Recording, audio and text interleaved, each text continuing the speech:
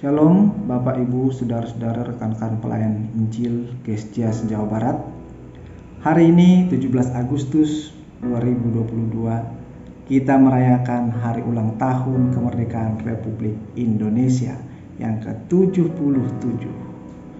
Doa kita bersama kiranya Indonesia pulih lebih cepat, bangkit lebih kuat. Amin. Renungan kita pada hari ini didasarkan dari kitab Yeremia pasal 25 sampai dengan pasal 27. Dari pembacaan ini saya memberikan judul renungan yaitu menjadi hamba Tuhan yang kesatria. Artinya menjadi hamba Tuhan yang gagah berani. Ada dua ciri utama seorang yang dikatakan memiliki jiwa kesatria.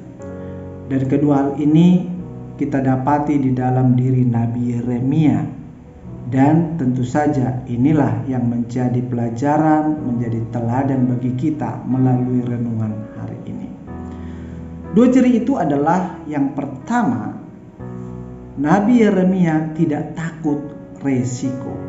Dia tidak takut resiko ketika harus menyerukan kepada kaum Yehuda agar mereka bertobat.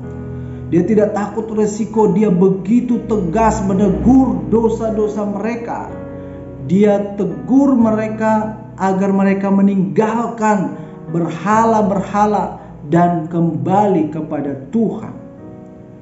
Seruan Yeremia juga disertai dengan peringatan tegas, yakni konsekuensi daripada Tuhan bila mana mereka tidak berbalik dan bertobat.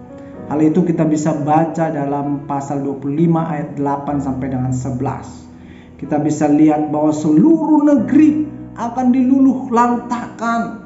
Bait suci termasuk di dalamnya akan dihancurkan oleh bangsa Babel. Dan bangsa Yehuda sendiri akan menjadi hamba kepada Raja Babel, dibawa menjadi tawanan selama 70 tahun. Berita ini tentu saja berita yang sangat mengejutkan, mengerikan, tidak enak didengar, tidak menyenangkan. Dan hal ini jugalah yang mengundang kemarahan bagi Raja Yoyakim, bagi perwira-perwiranya, tidak terkecuali sebagian besar rakyat kaum Yehuda pada saat itu. Bahkan diceritakan di pasal 26 ada seorang nabi yang lain yang bernubuat sama seperti Yeremia, yaitu Uria bin Semaya.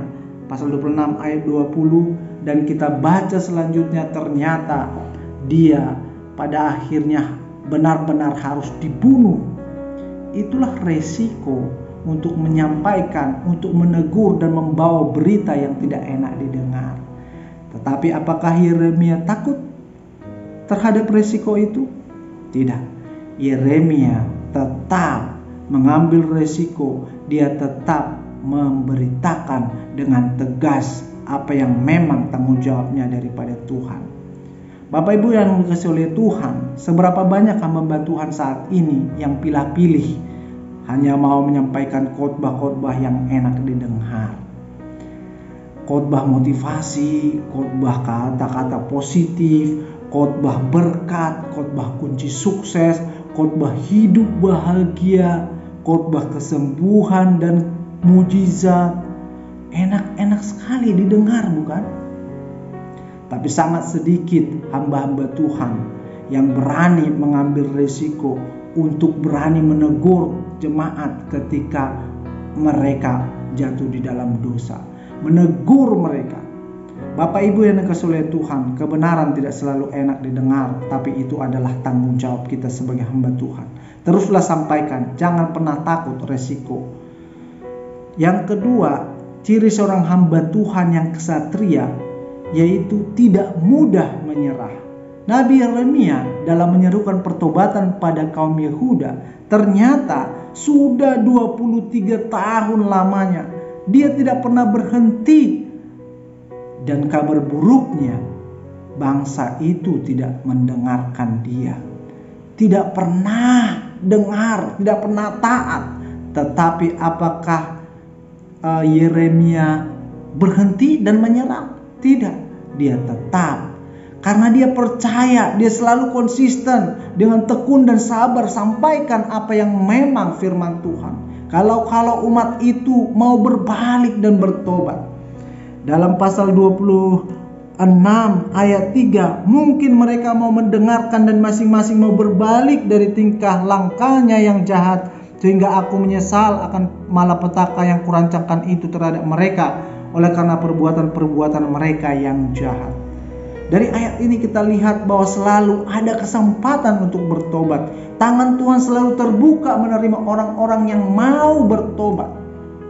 Namun seberapa banyak di antara kita yang merasa melayani sedemikian lama, sudah melayani banyak jiwa-jiwa, dan kita merasa tidak berhasil, tidak ada jemaat yang setia dibandingkan dengan banyak yang sudah kita layani. Hanya segelintir orang, kebanyakan diantaranya hilang dan tidak tahu kemana. Bapak Ibu yang dikasihi oleh Tuhan, jangan pernah menyerah. Tanggung jawab kita adalah menyampaikan kebenaran firman Tuhan. Serukan pertobatan. Terlepas itu bagaimana hasilnya, apakah mereka mau bertobat atau tidak, itu urusan mereka. Jangan pernah berhenti menyerukan kebenaran. Jadilah hamba Tuhan yang kesatria, hamba Tuhan yang gagah berani, tidak takut resiko, tetapi berani menyerukan pertobatan, sampaikan kebenaran. Jangan mudah menyerah, layankanlah firman Tuhan apapun hasilnya. Semangat terus dalam melayani Tuhan. Immanuel, Tuhan beserta kita. Amin.